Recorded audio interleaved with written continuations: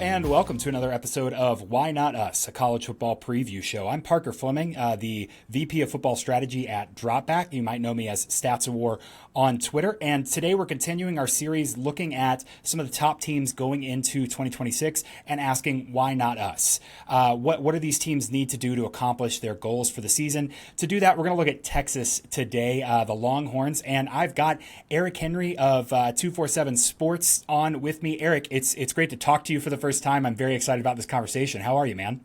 No, I'm doing well. Appreciate it, Parker. I'm here in Florida, out of Texas. I'm here in Florida in preparation of SEC Media Days, but always it's talking season, so it's about that time to talk a little Longhorns football.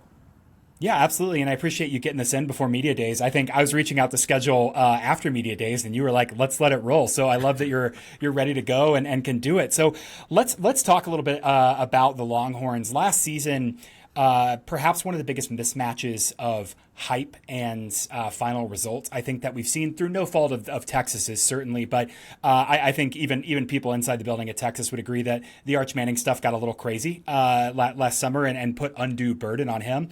A team that ended up in some of the advanced metrics as a top 20-ish team. I felt like they had an immense and very promising ceiling, and their issue was just that they couldn't play consistently. That stretch of Florida, Mississippi State, Kentucky feels like the defining feature of, why not us last year? It was those three games. Texas couldn't separate and ended up stumbling against Florida. Internally in the building, how are they approaching spring knowing that they feel like they underperformed a little bit last year?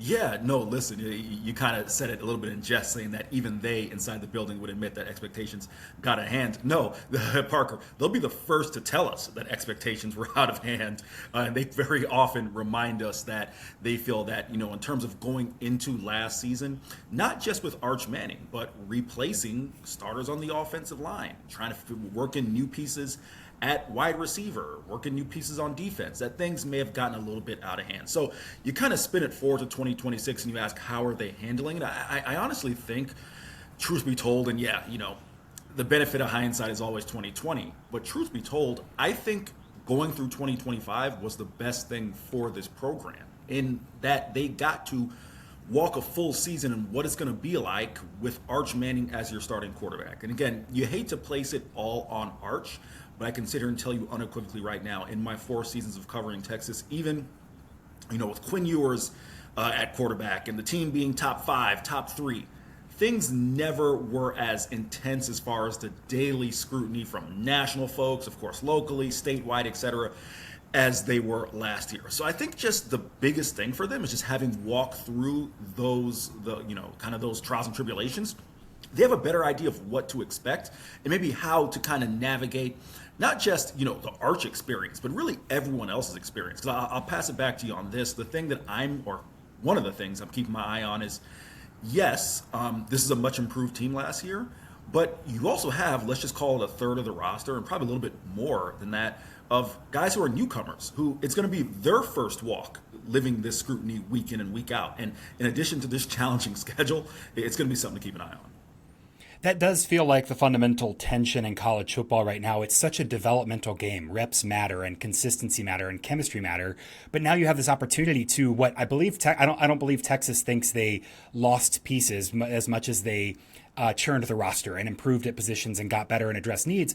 And there's still that tension of, great, we got better. We only have one spring to kind of get these guys to click, and then we've got to roll. We'll talk about the schedule and how it breaks a little bit better this season for them to get rolling and get that consistency. But I think a great segue there to talk about Arch. I do want to plug, I said this off air, you did a great job with Bud Elliott, our friend over on Summer School. I don't want to rehash that or do the exact same thing. So I want to push people to that. I do want to ask you specifically about Arch. He got better throughout the season. And that's what you want to see on him. What is he doing in 2026? What is the hope for him to kind of take that next level and ascend? Yeah, I'll kind of break it down to a couple things, right? So for those who don't, know, and it's funny, the conversation around Arch, so much of it, in my opinion, Parker, is people reading the box score and then kind of making their judgment off of that. If you haven't watched a ton of Arch Manning football, here's what I'll give you. He has been one of the better deep ball throwers in the nation, not just last year, but even dating back to the 2 starts he made as a redshirt freshman, one against Mississippi State, the other against Louisiana Monroe, and then, of course, coming in halfway the UTSA game. because of that, I think that was an emphasis for Steve Sarkisian last year. If you remember, with Quinn Ewers, Quinn was not a great deep ball thrower. For whatever reason, whether it was with Xavier Worthy, A.D. Mitchell, Matt Golden, etc., there was a lot of underneath, a lot of quick game, and let your receivers kind of do their thing yards after catch. With Arch last year, Steve, the intention, Parker, going into the season was, hey, we're going to push the ball downfield because that's a strength. But then also, I think that kind of became, because we're living, behind the chains down and distance-wise, well, we have to go downfield. To spin it forward to 2026, if Arch Manning is going to take the next step in his game, it's really going to be Steve Sarkisian's offense as a whole kind of melding what they did in 2026 with what worked well in 2024 and what they did well in 2025, than what they did well in 2024 and 2023 with Quinn Ewers, which is complete those shallow and intermediate passes. Those passes that are, between, 1 and 9 yards, if you look at kind of your route tree, those underneath passes. Also your running backs, getting them involved. That was an area where, whether it was going back to Bijan Robinson, Jonathan Brooks, Jaden Blue, let those guys take some of the pressure off you so you're not living behind the chains down in distance. Because there's no reason in my mind that a quarterback in Steve Sarkisian's offense can't complete high 60s to 70% of your passes. Arch Manning was not there last year. If my memory serves me correct, he was at 59 and change, I think, somewhere around there. So that's it, to my mind, is the next step in Arch's game.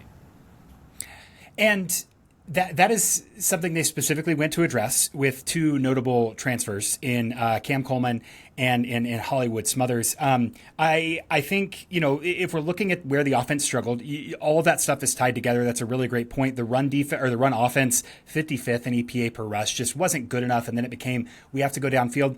There were some painful drops as well. Not to blame necessarily players, but there's some clips as well where you think, oh, they left a lot on the table. And one thing that has kind of unfortunately become a defining feature of the Sarkisian offense over the last couple of years is a struggle to finish drives. Last season they were 48th in quality drive rate, one of my stats, and 67th in finishing. Seasons before that kind of mismatch has been there. They've been a poor finishing team, and I think in addition to getting both of those guys involved in early downs, Texas might have gone above and beyond in terms of budget and market numbers to get Cam Coleman and Hollywood Smothers to try to address specifically that finishing drives problem. Look at the Ohio State game last year. First and goal at the 9, first and 10 at the 16 on 2 separate drives. You lose that game right there. Just a great example of, hey, we need a playmaker who we can 100% count on when the field gets tight. And I think that's exactly what those two guys were brought in to do.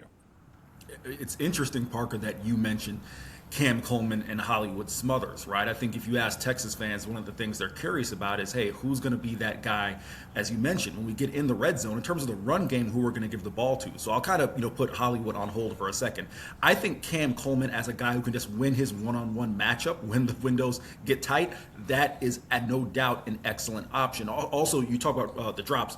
Ryan Wingo, I think most Texas media, people in the Texas media market would tell you we're hard on Wingo last year with the drops. It was revealed he had a wrist injury. To what extent that hampered him with the drops, we'll see. But for those who aren't familiar with what Parker says as far as Texas' struggles, this isn't just a one-year blip. This is really the Sarkisian era in Texas as far as struggling to finish drives, right? I've been of the belief that part of their struggle is having no identity. Right? At least commit to doing something. I'll quickly tell this story, Parker, and then come back to kind of what you said with Cam and Hollywood Smothers. If there's one sequence I would say is indicative of the Steve Sarkisian era in the red zone, you go back to 2023's Red River shootout against Oklahoma in the Cotton Bowl.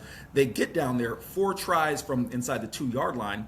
They go 3 runs. Now, mind you, on 2 of those runs, they bring in Byron Murphy and Tavondre Sweat as lead blockers, right? Those plays get blown up, and then they try, on 4th down to try a little quick pass to Xavier Worthy. That gets blown up, right? I think it's going to be imperative for this offense, whatever it is they're going to do. If it's, hey, Cam, go win your one-on-one matchup. Okay, at least commit to that from spring through fall, and this is what we're going to do. Or if it's Hollywood Smothers, who, both he and Raleek Brown, not necessarily the biggest backs in the world, but they have a pronounced ability, a pronounced history of making guys miss. Something that, to your point, Parker, when you talk about the struggles in the run game, Quintravion Wisner, C.J. Baxter struggled. And I love both those guys, great guys to cover. They did not force a lot of missed tackles. So whether it's Smothers or Brown or Cam Coleman, if they can just develop an identity, I think that's going to help Texas well, and not having to settle for threes and end drives with sevens. Yes, and we know in terms of, I'm a nerd, so I'm always filtering through analytical lens, that stuff like the elusivity and the missed tackles, that's the stuff that's replicable year over year and less situation dependent.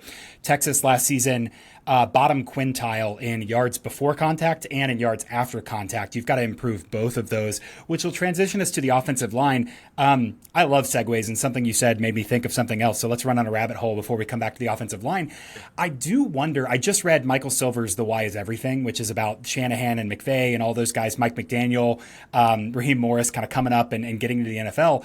And there is almost this portrait of the offensive mastermind who can't help but overthink because you can do so many things. And that might sound backhanded, and I assure you it's not. But looking at Sarkisian in the red zone, you think, man, maybe some simplicity would go a long way. That's a thought I've had, and your thought about identity there, I think, is totally true. You can do anything in the playbook when it goes to the red zone. Hopefully with these investment in personnel and with Arch maturing, the value proposition for Texas is we know what we're good at and we can go to that consistently. We don't have to sort through this menu of 60 possible plays in the red zone. We know we're going to get Cam the ball, and if that doesn't work, we're going to get some action with the running backs and try to make that work as well. And that's the reason why I mentioned having an identity. Listen, Steve Sarkisian will have forgotten more about offense than I'll ever know.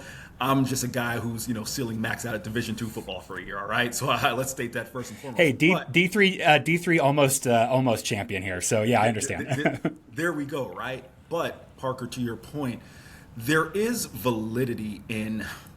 Steve will never come out and say, hey, paralysis by analysis, right? And kind of that sense in terms of having a Cheesecake Factory menu worth of plays you can run down in the red zone. However, I do think, and you mentioned some of the greatest, offensive minds in history of the game, right? When you're as talented a play caller as Steve Sarkisian, I don't think it's out of bounds to speculate. I would love to get an answer for him. Steve just won't answer that question. He usually be a little bit defensive or defiant. But I would love to get an answer as to whether, truthfully, inside of Steve Sarkisian's head, if it's, hey, when he does his self-assessment at the end of each season, maybe I was doing too much. It's hard to assess that, Parker, because, as I mentioned, it's not a one-year blip. Right? If it's one year, like, hey, all right, we scale things back. But Texas has struggled since my entire time. This is my fourth year covering the team. They've struggled in the red zone. So you do kind of wonder kind of the validity in Steve being such a talented play caller and just having kind of this, buffet of options at what he can do to try to, find 7 points. Absolutely. And yeah, that's a good, I always feel I'm sitting here wearing my glasses, nerd online. I never want to lob grenades in from outside, and more so just talk about, why is that happening? So those are good words there. The last thing, I'm having to stop myself from saying the biggest question mark on this offense is the offensive line, because I think that's just true for everybody in college football, especially with the mobility here. But talk to me about this offensive line. I mentioned the yards before contact stat, which is loosely a way to judge kind of the offensive line, and getting that run game going to take some pressure off of Arch and give you a little more versatility there. How does this offensive line unit kind of look going into the season? I think offensive line is my number one question mark. I'm sure we'll touch on special teams a little bit, but that'd be my number two question mark. With offensive line, the hope is that it's improved, right? And listen, when you have an All-American like Trevor Gooseby, that's a hell of a starting block, right? A hell of a building block. So you've got that. But let's just go left to right. The hope is that Lawrence Seymour, the Western Kentucky transfer, for those who don't know, a guy who started his career at Miami, went to Akron and then had to petition for an additional year, was a first-team All-Conference USA guy at Western Kentucky. But I can speak as someone who covered Conference USA for 5.5 years before I got to Texas. There's a big difference between, playing games on Saturdays at Hutchins-Smith Stadium in Bowling Green, Kentucky, and playing in the spotlight game every single day, every single Saturday at Texas. I think, Seymour is a guy who, from a talent perspective, it's there, but it's going to be interesting to see. He's going to get to campus fall. Can he make up ground and kind of adjust quick in Kyle Flood's system? Connor Robertson at center is a guy who, was a reserve for the majority of his career. Parker, even last year, didn't start the year at center. They went with Cole Hudson at center and kind of went with some younger guys at the guards. Eventually they realized, hey, the best offensive line unit might be the most veteran. Let's just kind of get our most veteran guys out there. Nick Brooks, no longer with the program, who was at left guard and right guard. Connor Stroh, no longer with the program. They moved Cole Hudson over to left guard. Connor Robertson, a veteran at center, comes in, stabilizes things a little bit. But Connor was never necessarily the kind of heir apparent at center, right? As far as being that full-time guy. He was kind of a utility guy. Now he's back with the program.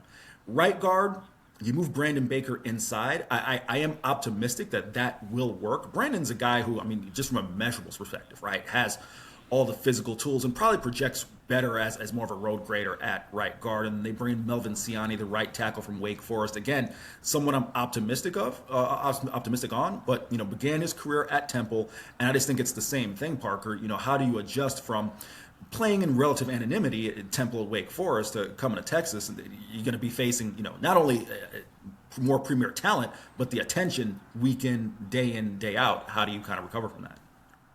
Baker is interesting to me too. I think 5-10 years ago, there was a little bit more shame in a guy moving inside. And I say shame loosely there, but we talked about Notre Dame on the last episode, and you look at Anthony Knapp, who I watched a bunch of, same thing with Baker, and said, hey, this is a really good lineman. I don't think he's a tackle, dude. So I'm excited to see that there's some more flexibility and willingness to say, hey, you're very talented. Go here. Also, look at the NFL guard market right now. Like, you're not leaving a lot of money on the table by moving in there. So, an interesting unit. I think, we could say the same thing about every team in college football, that the offense is going to go as long as the O-line is healthy and they find the right unit. Some interesting pieces. Ciani from Wake Forest. Wake Forest had a couple dogs transfer out. Jake Dicker identifying some talent over there. Very, very interesting as well. Want to get to the defensive side, looking at time and realizing we could go for 2 hours with what we're doing here, but want to move through, give you an opportunity. I had no questions written down about special teams, but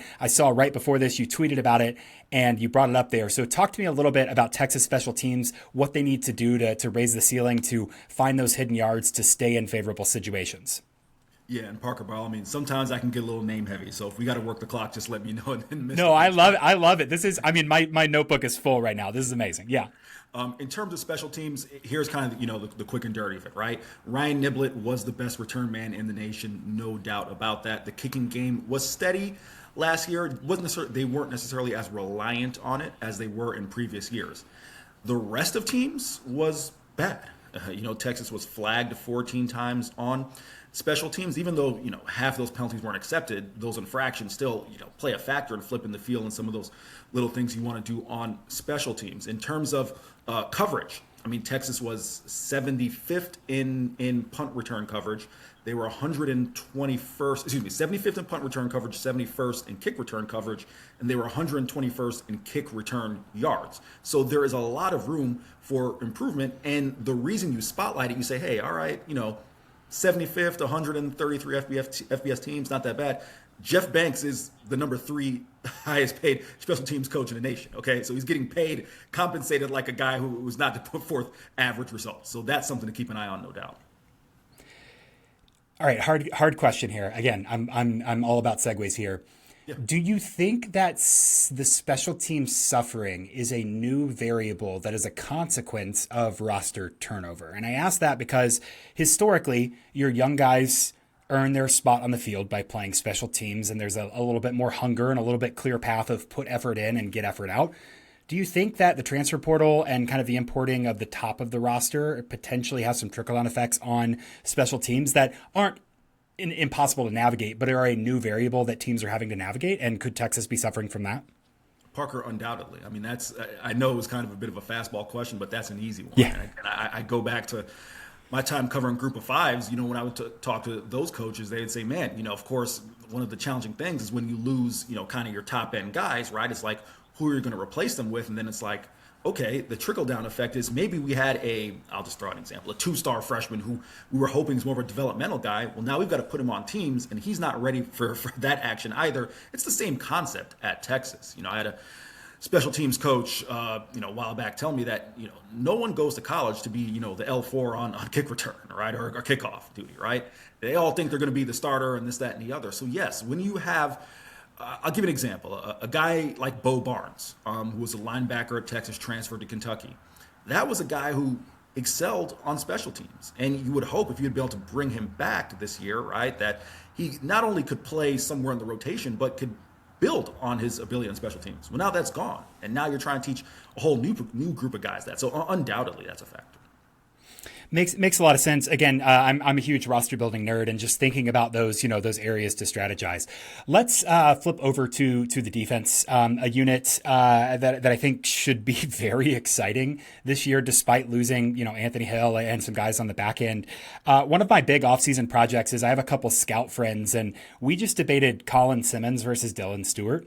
And a couple of them had Colin Simmons over Dylan Stewart, and my prior on that was like, no way. But I went through and kind of watched both of them. You look at some of the numbers, and Simmons' versatility is one of the most impressive things in college football right now. The way that he can line up in different positions, the way he can win with different moves. I think Texas has a truly special player in Simmons. So want to give you the opportunity to kind of talk about him and the leap that he is looking to make this year as one of the best players in college football.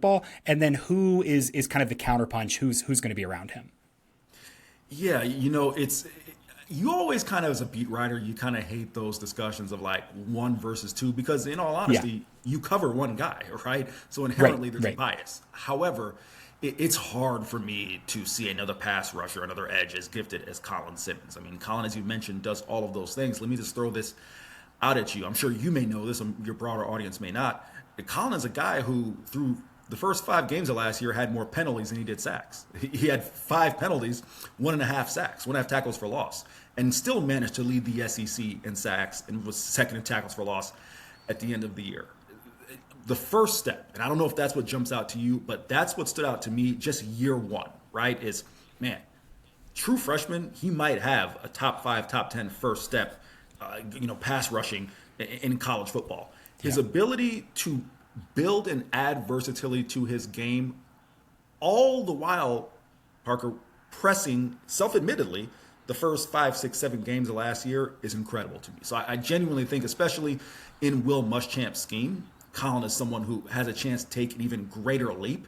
And it would be hard-pressed for me. Again, I see the guy every day, so I'm biased, but it'd be hard-pressed for me to see him not being a top 5 pick in next year's NFL draft.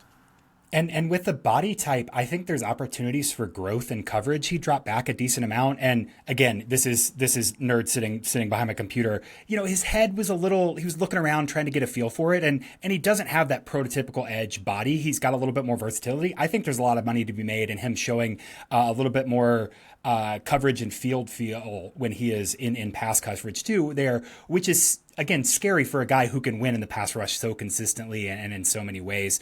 Bring in Rasheem Biles from Pitt, who's another intriguing weapon. Obviously not going to be 1-for-1 replacing Anthony Hill because that's not how replacing NFL talent works, but a very interesting player. How does he plug in this linebacker unit? For anyone not familiar with Rasheem Biles, is actually the Rasheem. Yes, thank you. Yeah, Raheem's mother corrected us.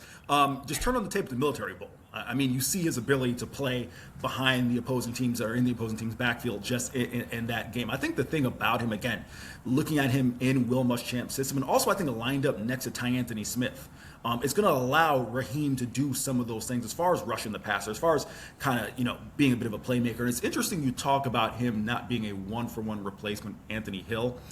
I think, this is interesting because the numbers don't necessarily show this, Parker. But if you ask most Texas fans, I think they would say that they were disillusioned with the amount that former defensive coordinator Pete Kwiatkowski had Anthony Hill playing in coverage, right? And I think there's merit to that, in that situationally, you probably would have wanted to see Anthony Hill, when it comes to those third and whatever situations, go rush the passer, right? And I think situationally, it may have been more glaring to see, oh man, Anthony Hill drops back in coverage. But even look at the Georgia game when he makes that pick. That's a byproduct of his athleticism. I think Rasheem Biles is someone who has the ability to do that. I think he had 9 pass breakups. I can't remember if it was last year or the year before. So he's got the ability to play in coverage, but I do think genuinely in this system, where you're going to see him kind of excel is being that guy who kind of pins his ears back and rushes the passer and plays in the opposing team's backfield.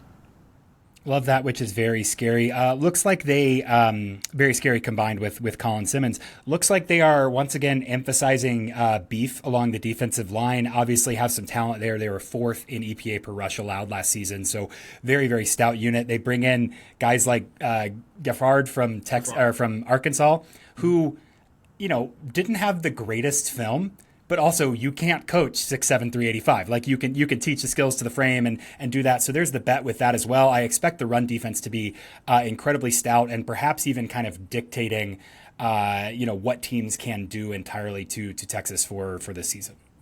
And not just Griffard, but the entire defensive tackle room. But I'll say in kind of specificity with Ian, I think he's going to be a better version of what they wanted Cole Brevard to be last year. I think Ian, size-wise, bigger, but a little more athleticism, a little bigger body. I think the motor, if you take a look at the film, I know that's kind of a cliche word, but it's a little more consistent because that was one of the gripes when he spoke with some people on staff about kind of Cole Brevard, his consistency and his ability to do it, play in, play out when called upon. But that defensive tackle room goes deep. I mean, Hiro Kanu is another guy who's excellent against the run. Alex January, Murad Watson. So yes, and I'd be inclined to agree with you when we were kind of speculating about question marks.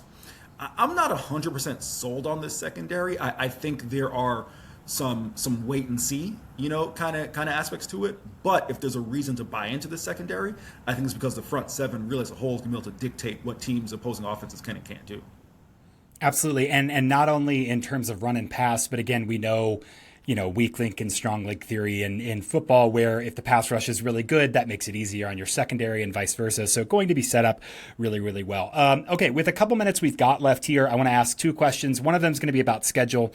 First, anyone we haven't talked about that if they jumped off the page and were awesome this year for Texas, you would not be surprised? Who's kind of that off-the-radar player who, if we all know his name in November, you're not surprised at all?